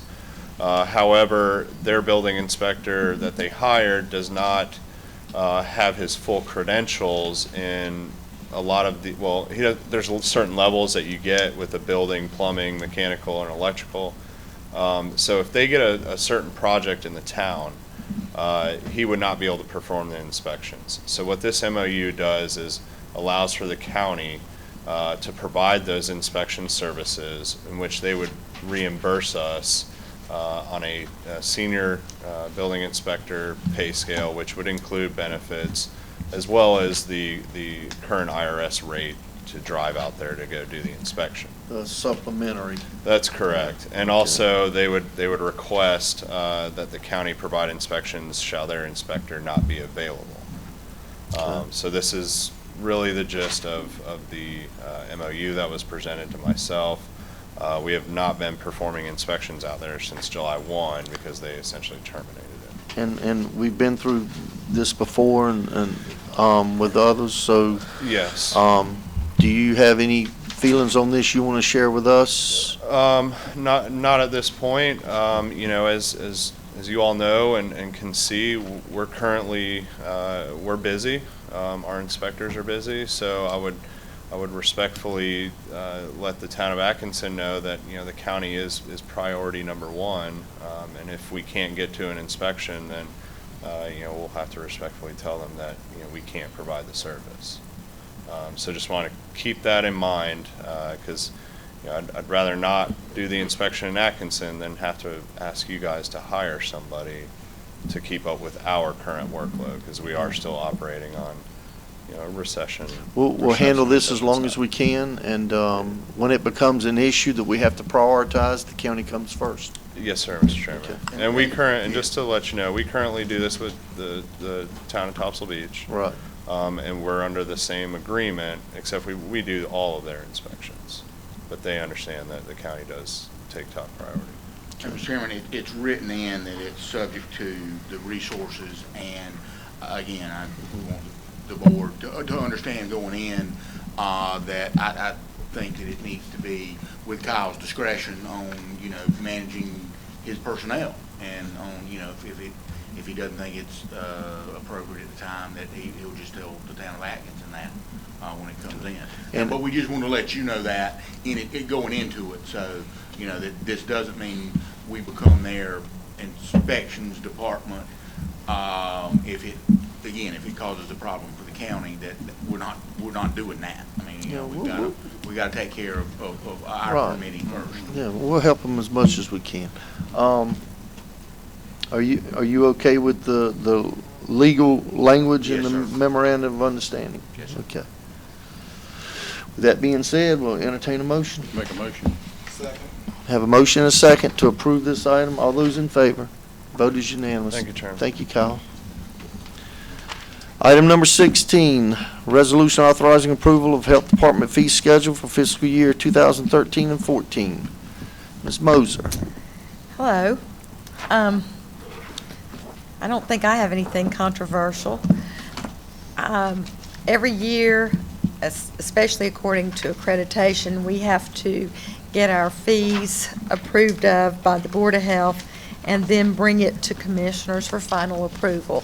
So you have a list of our health department fees, and nothing has changed from last year. It's the same. So I just need approval. It was approved by our Board of Health on July the 18th. I need your approval of those fees. Okay.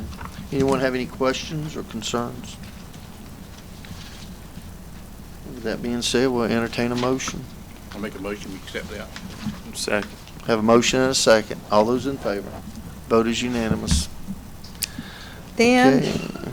Yeah, item 17. the Animal Shelter Advisory Board met on July the 23rd, and we discussed new fees for the animal shelter. This was a recommendation from that board, and I'd like your approval for those fees as well. So you're on that board, right? Yeah, I'll make a motion. We did, a lot of the things looked at Brunswick County, and we kind of looked at some of their fees and all, so we kind of went along with, you know. So I'm fully in support of that, you know. Okay. So you're making a motion? I'm making a motion, yep. Okay. Do we have a second? I'll second it, but my question was, I know I saw this, it was last evening somewhere. When I see a list of the fees, Mm-hmm. Mm-hmm. Yeah. what was the biggest change, Ms. Mosher? From the animal shelter fees, they all changed pretty. We're requiring $60 for dogs now and $40 for cats, but that includes the spay neuter, rabies vaccine, their distemper parvo. Cats is the feline leukemia, the bordetella being dewormed, and flea and tick. So that all is in the package when they pick up their animal. And then we have a lot of walk-in traffic of individuals coming in wanting a one-year rabies vaccine. So we came down on that. It had been $6. We changed it to $5 because it's hard to keep correct change out there. Then also we took on, a lot of individuals are bringing their animals in, especially their older animals, and would like for us to provide the euthanasia on them because they can't afford to go to the vet. And so we provide that service, and we're charging for that now. And then, How much is that, Sharon? I declare, I don't have that in my book, I don't think. It's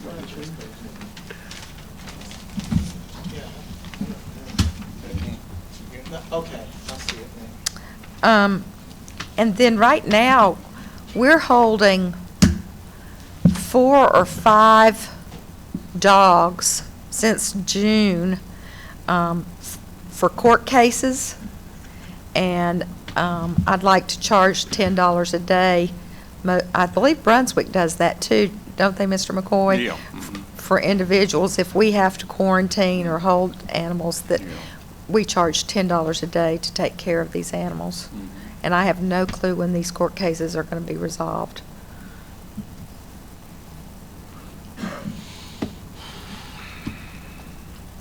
And these fees are consistent with other counties, correct? They're less in several instances. So when they leave with their dog, they basically have all of the vaccinations that they need and all that? And the dog or cat has been spayed or neutered. Yeah, Nothing's leaving the shelter without If they're spaying and neuter. responsible owners, they should be more than glad to pay that fee. Well, they'll pay more than that at the vet, that's for sure. Oh, yeah. I'll second the motion.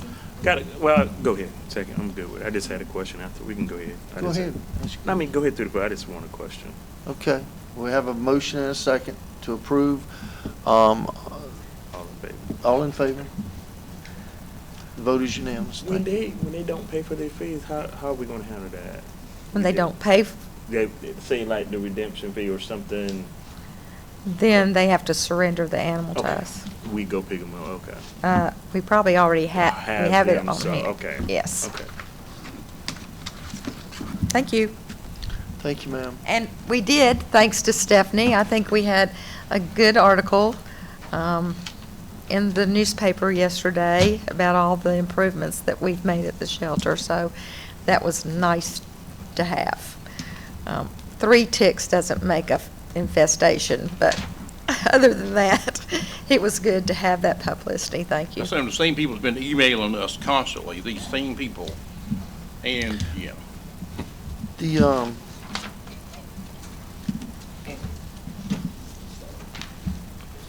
we're gonna do, you want, We about finished. yeah. She I was already gonna took that bath. Okay. She's back.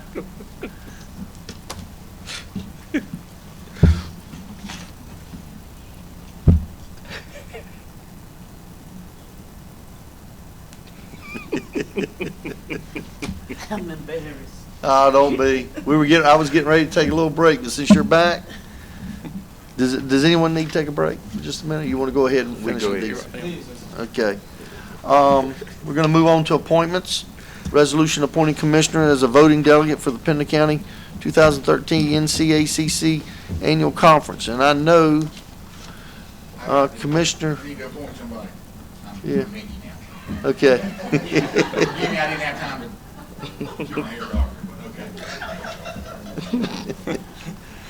I was just going to say that Mr. Tate has stepped up a bunch of times in the past to help us with things like this. I didn't know if he was still interested in, I'm going that night. I am going to, why, Mickey going? Are you? I don't know. Mickey, are you going? Dr. Duvall, are you going? Will you be up in the mountains that week, or you Well, I have to see if I can get enough gas to get there. If so, I may. I'll just have to check my schedules. You got the excuses, don't you? You love your job, so you do it. Mr. Around Trey, Jimmy. Mr. Chairman, I'll go. Trey, that's the interest. No, that's Dr. Duvall. Yeah, we appreciate that, Dr. Duvall. You know he's going to see a copy of this, right? Yeah. I can hear him right now. I think we need to replace that attorney. Oh, Lord. Okay. Mr. Tate, are you saying you'd be willing to go and represent us? Does someone else want to go? But Very good. I'll make a motion, he goes. what? We Who don't all? need to vote on it, do we? We got to vote on it? Yeah, Yeah, we we need to got- appoint him as a. Yeah, we gotta now, that doesn't mean that others can't go if somebody else wants to go. That's I mean, fine. That's good. But I know I can't go. I'll make a motion. You made a motion for We Mr. second. Tate, We and we second. got a second. All those in favor? Thank you, Dr. Duvall, for that. Okay, that was unanimous, thank you. And Glenda, that previous vote was a unanimous I vote on got the. it. Okay, Thank you. you're certainly welcome. Madam Secretary. We're all just filling different roles today. Just as long as we're smiling. Okay, as Mr. Tate would say, as long as we're smiling. That's right.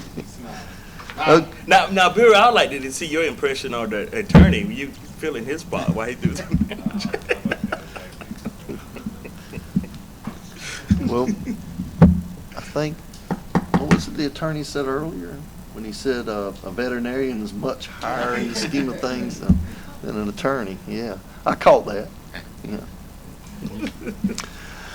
Okay. Needed that laugh. That We was need good. item number 19, a resolution authorizing appointment of Kyle Brewer, Planning Director, and Carolyn Moser, Health Director, to serve as the county representatives to the Pender Housing Initiatives Board. Good evening, Ms. gentlemen. Herring. Oh, you're there. Yeah, here I am. Actually, I feel like Kyle should be here. But that's, since he's being appointed, it is back to when the Pender Housing Initiative Board was started to oversee Seven Oaks Apartments. It's required that at least 3 county representatives serve on the board. With recent retirements and changes, we've actually had 2 openings come on the board for county representatives. And Mr. Kyle Brewer and Ms. Carolyn Moser have graciously applied to fill those positions, and we are recommending that they be appointed so that we can get back to the business of overseeing Seven Oaks Apartments. Okay. With that being said, Mr. Chairman, if you okay with the board, okay doing both of them at the same time, we can do that? Both, yeah, Yep. for the both of Yep, them? yep. Yes, yes. All right, make that motion. Okay, for Kyle and Ms. Moser. Ms. Moser to be appointed to that board. We have a motion to that effect. Second. And a second. All those in favor? Vote is unanimous. Thank you, Ms. gentlemen. Herring. Okay, and moving on to item number 20, resolution authorizing appointment to the Pender County Nursing Adult Care Homes Advisory Committee and the Pender County Parks and Recreation Board. Okay. Ms. Pritchard. Anybody, Ms. Pritchard? That's you. The two new applicants for the nursing home, those two are both new applicants. And for the Parks and Recreation Board, Michael Collier has served on it, and he's asking to be reappointed. Yes. And they were all advertised. Okay. And I know Mr. Collier, he's done a good job for us. I'd love to see him go back on that board. That's the only position on Parks and Rec, is just that one position. That's He's the the only only- one who yes. responded to it. Okay. You want to break these up, just do one at a time then? Might be the simplest way to do that. Since if you all are okay, we're going ahead and vote on the Parks and Recreation. We only have one applicant. We can do that now. I would like to make a motion for Mr. Collier. I know him, and I Okay. think He's a good guy. he'd do a wonderful job, and I make that motion for that. Mr. Collier, he lives in Rocky Point, Okay. and he's making the motion for Mr. Collier, for us to appoint him to that board, so we just need a second. Second. We have a motion and a second to appoint Mr. Collier. All those in favor? Vote is unanimous. Thank you. Now, on the Nursing Adult Care Homes Advisory Committee, is that just one position or two positions that are It's two. available? Two positions that are available, and we only have these two individuals are the only ones that put in for that? Yes. Well, that makes it a little easier too, I guess, right? Unless someone has a reason we don't appoint these two individuals. I'm just familiar with Miss Anita Seabury that in the Hampstead area, and I know she's been working with home care for a while. So that's the only one I'm not familiar with the other. Does anyone know the other? Lives at Rocky Point. I don't know her. But I'm not sure. I mean, she's been in the healthcare, certified nurse assistant. Yeah. I really don't know the lady, but I mean, man, I don't know. I would do it separate. That's so. I mean, I'm familiar with Miss Anita Seabury. I don't have any reason to oppose this lady. If you Well, just the go ahead people- and. Excuse me. The lady at Cape Fear Council of Government, I always send her the applications, and she Did she send back a recommendation? recommended. Both of these Both of ladies are those are fine. Well, Okay. if she did that, I make a motion, Mr. Chair, for both Carolyn. I'm not BACCHUS. Is that it? Bashar. Miss Seabury. I'll second it. Okay, we have a motion and a second to appoint both the individuals that have applied for those positions. With that being said, we'll, all those in favor? Vote is unanimous. Who said? Commissioner Fred over here seconding the motion. You did second the motion, didn't you? Yeah, I thought you did. Commissioner Ward made the motion. Commissioner McCoy made the second. Now, with that, This is the best part. yes. Oh, you got to do two places there, Mr. Attorney. We're going to be waiting for this one. Yes, item from the county attorney. Do you have an item, Mr. Attorney? Mr. Chairman, I have a number of items to discuss. in Oh, closed no. session. No. Well, you knew about the one of them that's. You mean everybody gets to go home but us?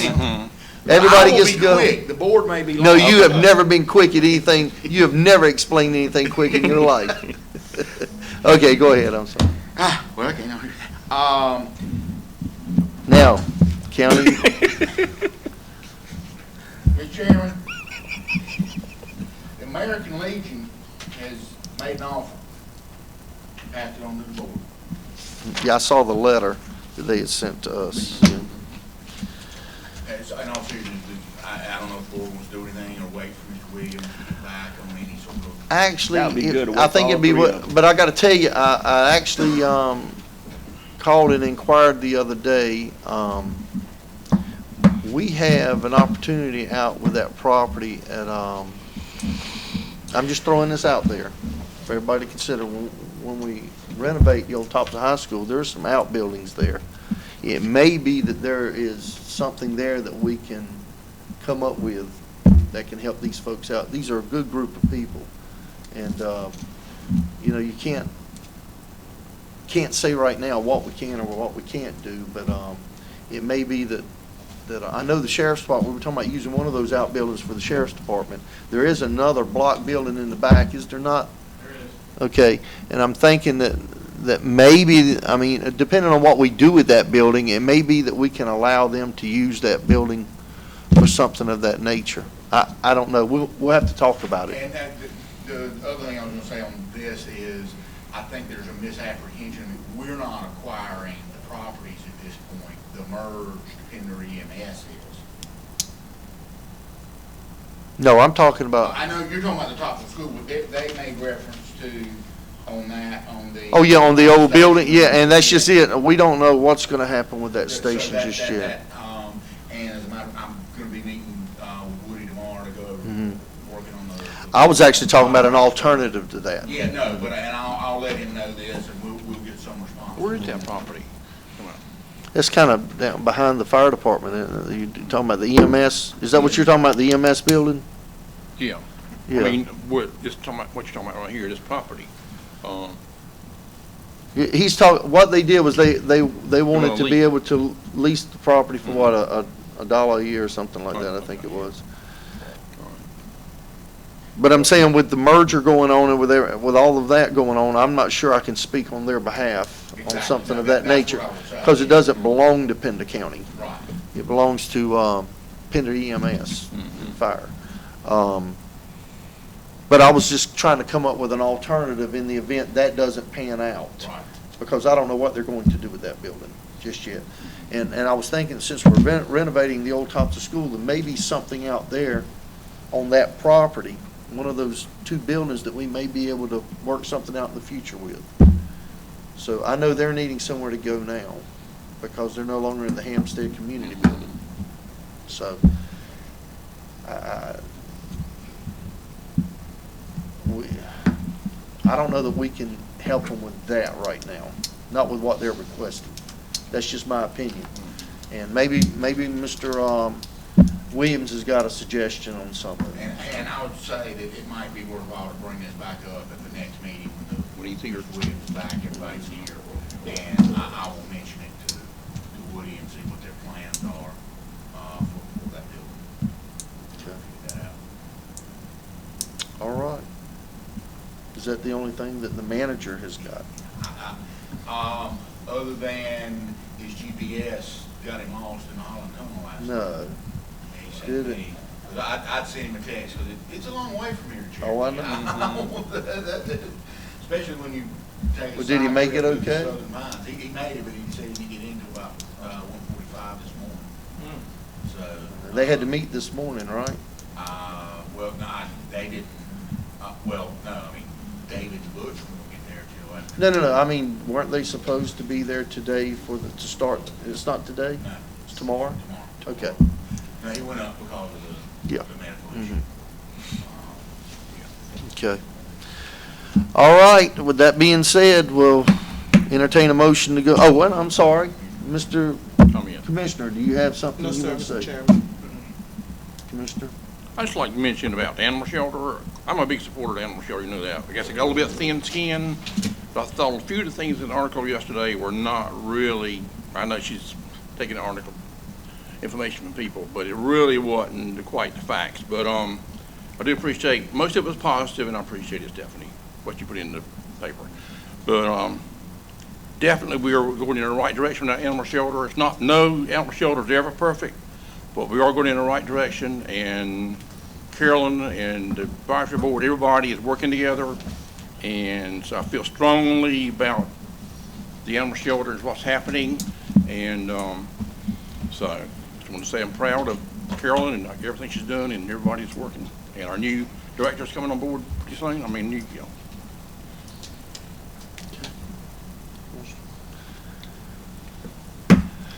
I guess with that being said, Mr. Chairman, we'll I move entertain- that we move in closed session. Pursuant to sections 3, 4, and 5 of our what he 4 said? and 5. Okay. We have a motion. Do we have a second? Second. We have a second. All those in favor? And you all get to go home. Not all of you. Not all of them?